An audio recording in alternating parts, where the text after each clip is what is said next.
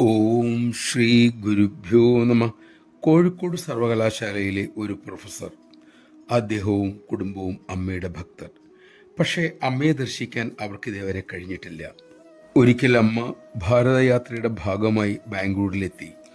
അവിടെ വെച്ച് പ്രൊഫസറുടെ ഭാര്യയ്ക്കും മക്കൾക്കും അമ്മയെ ദർശിക്കാനും സാധിച്ചു. അവർ ആ വിവരം അദ്ദേഹത്തെ ഫോൺ ചെയ്ത് അറിയിക്കുകയും ചെയ്തു.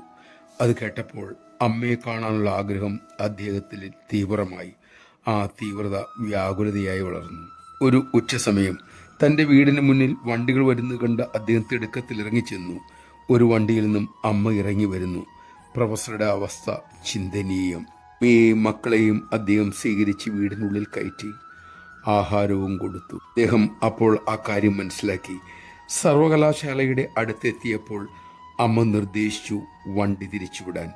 അങ്ങനെ ആർക്കും പരിചയമില്ലാത്ത ആ സ്ഥലത്തിലൂടെ അമ്മയുടെ നിർദ്ദേശങ്ങൾ അനുസരിച്ച് വണ്ടികളെല്ലാം അദ്ദേഹത്തിന്റെ വീട്ടിൽ എത്തുകയായിരുന്നു അത്രേ. നമഃശിവായ.